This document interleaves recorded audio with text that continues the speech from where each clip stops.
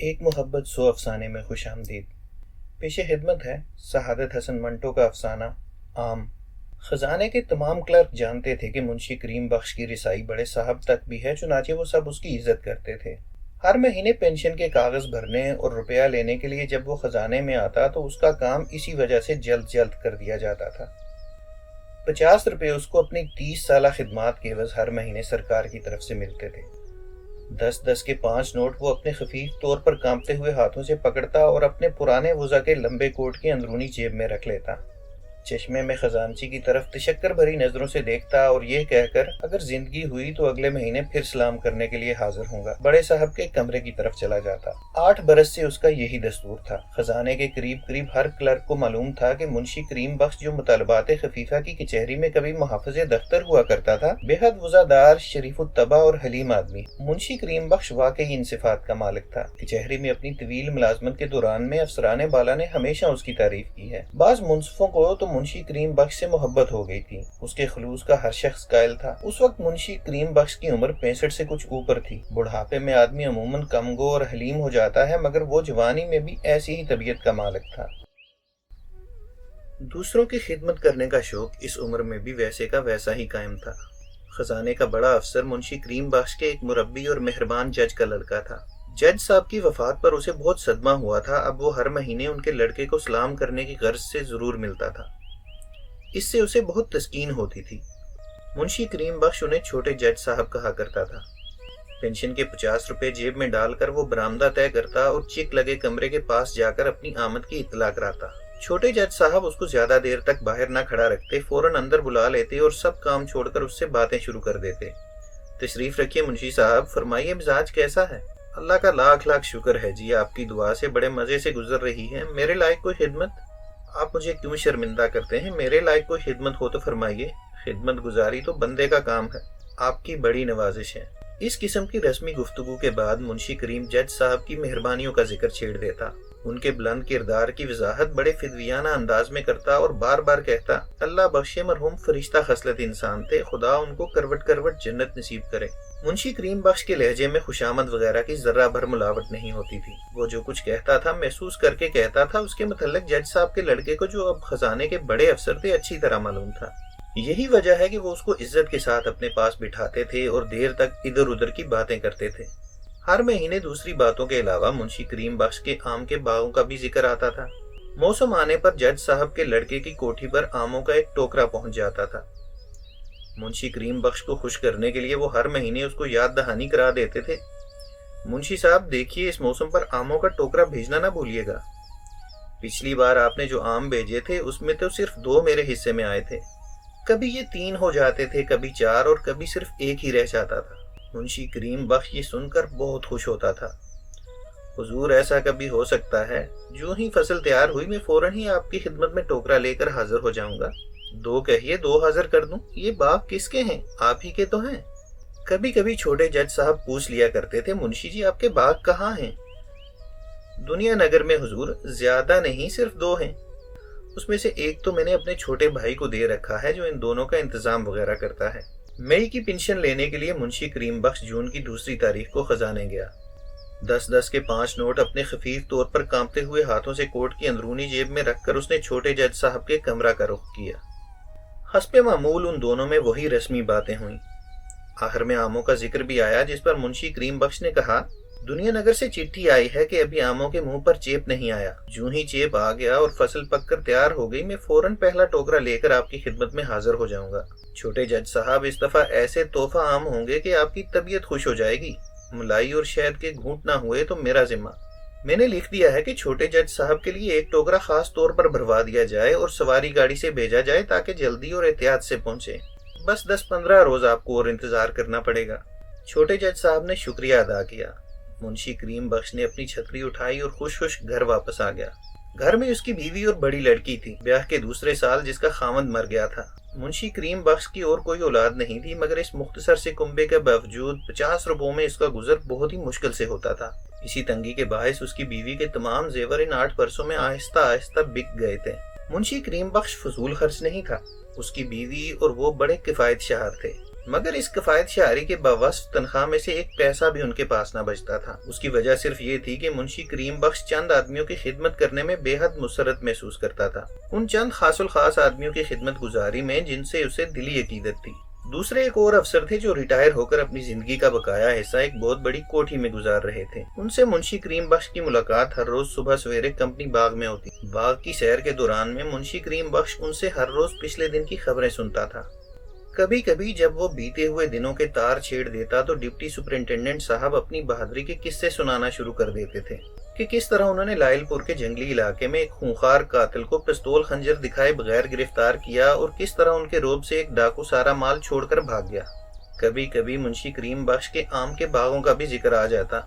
मुंशी साहब कहिए अब की दफा फसल कैसी रहेगी?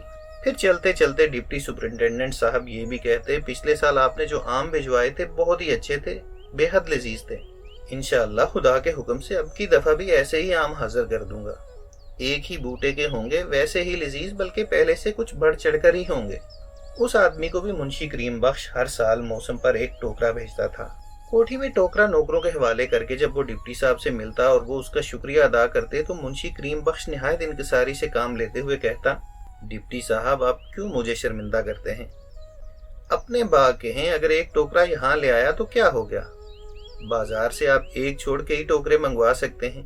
ये आम चूंकि अपने बाग के हैं और बाग में सिर्फ एक बूटा है जिसके सब दाने हैं, घुलावट, खुशबू और मिठास में एक जैसे हैं, इसलिए ये चंद तोहफे के तौर पर ले आया। आम देने के बाद जब वो कोठी से बाहर निकलता तो उसके चेहरे पर तमतमाहट होती थी। एक अजीब किस्म की रूहानी तस्कीन उसे महसूस होती थी जो कई दिनों तक उसको मसरूर रखती थी। मुंशी करीम बख्श गहरे जिस्म का आदमी था। बुढ़ापे ने उसके बदन को ढीला कर दिया था, मगर यह ढीलापन बदसूरत मालूम नहीं होता था। उसके पतले पतले हाथों की फूली हुई रगें, सर का खफीफ सा इर्तहाश और चेहरे की गहरी लकीरें उसकी मतानत और संजीदगी में इजाफा करती थी। ऐसा मालूम होता था कि बुढ़ापे ने उसको निखार दिया है। कपड़े भी वो साफ सुथरे पहनता था जिससे ये निखार उभर आता था। उसके चेहरे का रंग सफेदी माइल जर्द था। पतले पतले होंठ जो दांत निकल जाने के बाद अंदर की तरफ सिमटे रहते थे हल्के सुर्ख थे। खून की इस कमी के बायस उसके चेहरे पर ऐसी सफाई पैदा हो गई थी जो अच्छी तरह मुंह धोने के बाद थोड़ी देर तक कायम रहा करती है। वो कमजोर जरूर था। 65 बरस की उम्र में कौन कमजोर नहीं हो जाता, मगर इस कमजोरी के बावजूद उसमें कई कई मील पैदल चलने की हिम्मत थी। खास तौर पर जब आमों का मौसम आता तो वो डिप्टी साहब और छोटे जज साहब को आमों के टोकरे भेजने के लिए इतनी दौड़ धूप करता कि 20-25 बरस के जवान आदमी भी क्या करेंगे।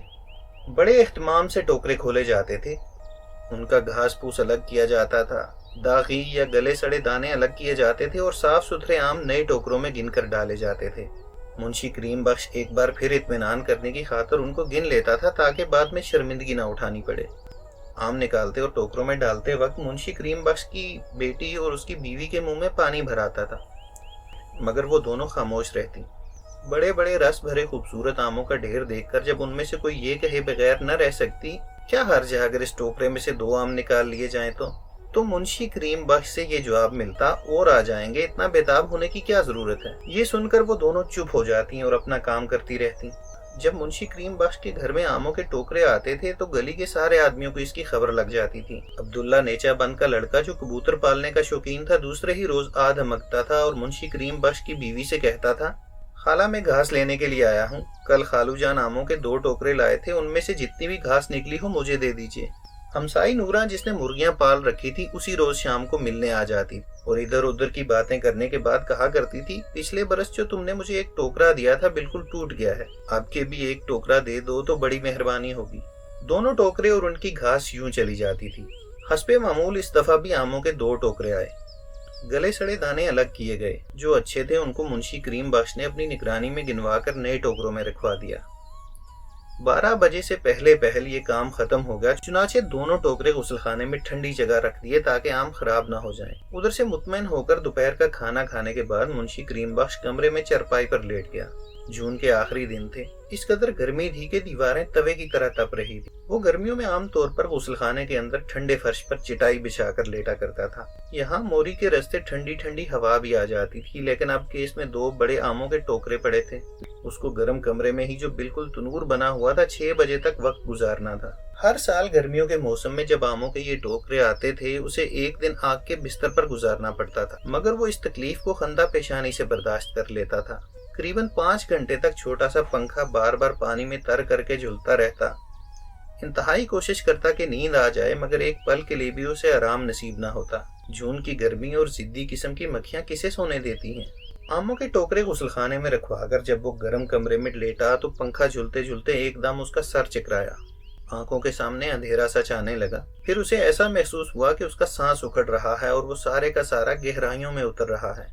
इस किस्म के दौरे उसे कई बार पड़ चुके थे, इसलिए कि उसका दिल कमजोर था, मगर ऐसा जबरदस्त दौरा पहले कभी नहीं पड़ा था। सांस लेने में उसको बड़ी दिक्कत महसूस होने लगी। सर बहुत जोर से चकराने लगा। घबराकर उसने आवाज दी और अपनी बीवी को बुलाया। ये आवाज सुनकर उसकी बीवी और लड़की दौड़ी दौड़ी अंदर आई। दोनों जानती थीं कि उसे इस किस्म के दौरे क्यों पड़ते हैं। फौरन ही उसकी लड़की ने अब्दुल्ला नेचाबंद के लड़के को बुलाया और उससे कहा कि डॉक्टर साहब को बुला लाए ताकि वो ताकत की सुई लगा दे।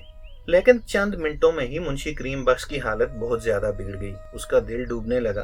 बेकरारी इस कदर बढ़ गई कि वो चारपाई पर मछली की तरह तड़पने लगा।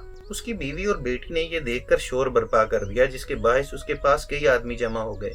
बहुत कोशिश की गई कि उसकी हालत ठीक हो जाए, लेकिन कामयाबी नसीब न हुई। डॉक्टर बुलाने के लिए 3-4 आदमी दौड़ाए गए थे, लेकिन इससे पहले कि उनमें से कोई वापस आए, मुंशी करीम बख्श जिंदगी के आखिरी सांस लेने लगा।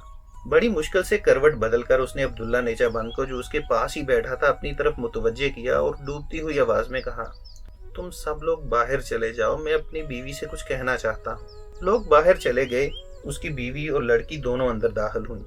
रो रो कर उनका बुरा हाल हो रहा था। मुंशी करीम बख्श ने इशारे से अपनी बीवी को पास बुलाया और कहा, दोनों टोकरे आज शाम ही डिप्टी साहब और छोटे जज साहब की कोठी पर जरूर पहुंच जाने चाहिए, पड़े पड़े खराब हो जाएंगे। इधर उधर देखकर उसने बड़े धीमे लहजे में कहा, देखो तुम्हें मेरी कसम है, मेरी मौत के बाद भी किसी को आमों का राज मालूम ना हो। किसी से ना कहना कि ये आम हम बाजार से खरीद कर लोगों को भेजते थे। कोई पूछे तो यही कहना कि दुनिया नगर में हमारे बाग हैं, बस। और देखो, जब मैं मर जाऊं तो छोटे जज साहब और डिप्टी साहब को जरूर इतला भेज देना। चंद लम्हात के बाद मुंशी करीम बख्श मर गया। उसकी मौत से डिप्टी साहब और छोटे जज साहब को लोगों ने मुत्तले कर दिया, मगर दोनों चंद नागुज़ीर मजबूरियों के बायस जनाजे में शामिल न हो सके।